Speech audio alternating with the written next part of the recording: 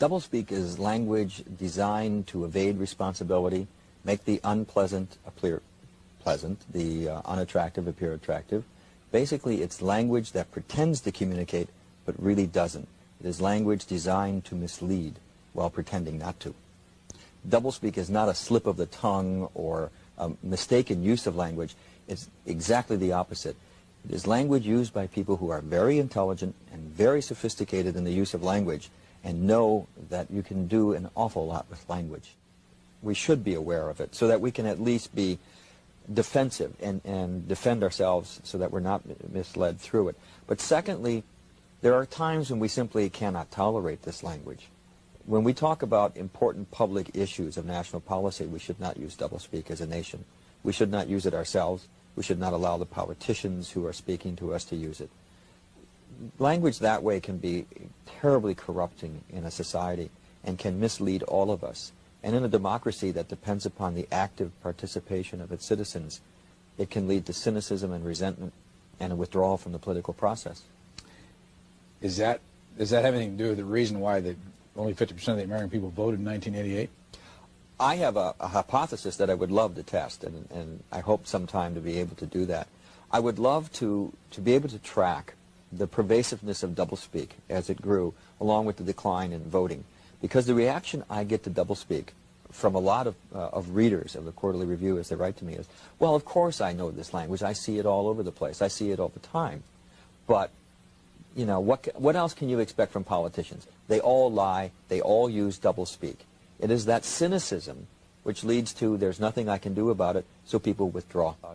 Is it true that you can put sugar-free on a product and still have sugar in it?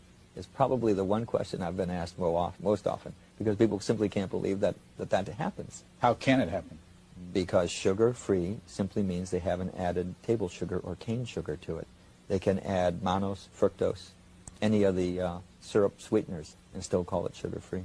So, you know, when you eat something that's sugar-free, there's sugar in it. Oh, yes, and by the way, I found out in a radio interview when they had people in the audience calling in, a man called in and said, do you mean that there's sugar in there? I said, well, yes, there's sugars in that food. He said, well, I'm a diabetic, and my wife makes sure she buys only the sugar-free. I said, you can't eat those. You have to use only the dietetic, because that's governed by law. Sugar-free isn't. Here's a man who was threatening his health through this kind of false labeling. It was absolutely amazing. But the food, his novel, 1984, addressed the importance of language in society and the control and manipulation of language to control and direct society. I think the most important point in 1984 is that power grows not out of the barrel of a gun. Power grows not out of the thought police and rule by terror. It grows out of the power of language in that novel.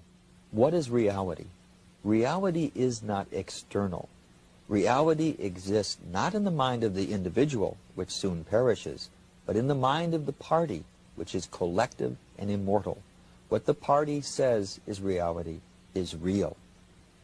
And how else can the party do that? Except by language. The party has taken control of language and has taken it away from the individual. And that's the power, because those in power who control language control the way we see the world. See, any politician in power starts using doublespeak. The Democrats did. I love Jimmy Carter's comment on the failed raid to free the hostages in Iran. He called it an incomplete success.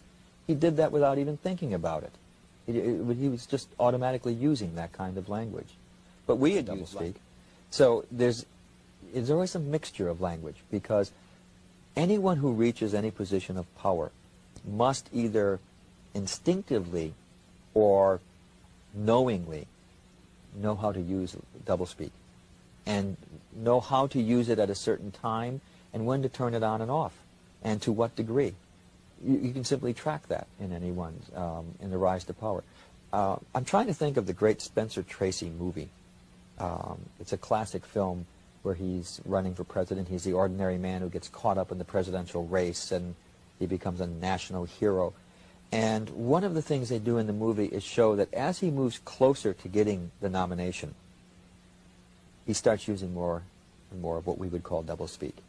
Until finally there comes a scene at the end of the movie when he gets so disgusted with what he has become that he quits the race. and will not, even though he has by this point become a shoo-in for the nomination, if not the election, he just quits it. But the movie has traced the compromises that he makes through language in order to achieve it. And I think that the American public believes that in order to get that far, you have to sell off so much that there's not much left at the other end, and that it's reflected in the language that you use. Done on purpose and with calculation, and you said yes. Yes. In fact, I cite a couple incidents in the book where I can document it was done. One is revenue enhancement. They had a meeting in the Office of Management and Budget. They said, we need a phrase to replace tax increase. They came up with revenue enhancement. When Lawrence Kudlow, the economist, was asked why they did that, he said, because there's no better way to sell economic policy than the euphemistic route. He was quite proud of the fact that they came up with that phrase. And Peacekeeper, as the name for the MX missile. Again, Robert McFarland chaired the committee meeting in which he facetiously suggested that they couldn't name it Widowmaker, could they? So instead they came up with Peacemaker. But later, President Reagan misread his cue cards and said Peacekeeper. And since it was a televised speech, it became the Peacekeeper. And it was a name that was deliberately designed to make a nuclear missile sound nice. Does it work? Yes. Oh, of course it works. I mean, most people don't hear it. They will hear some of it, but not all of it. One of my favorite examples from this past year is the Resource Development Park that they were going to establish in Kansas City, until the good folks in the neighborhood where they were going to put the park asked, what is a Resource Development Park? Do you know what a Resource Development Park is? In Kansas City, it's a dump. They were going to put a dump in their neighborhood until somebody asked what it meant. They deliberately invented that phrase to try and slip a dump into the neighborhood without anyone noticing it.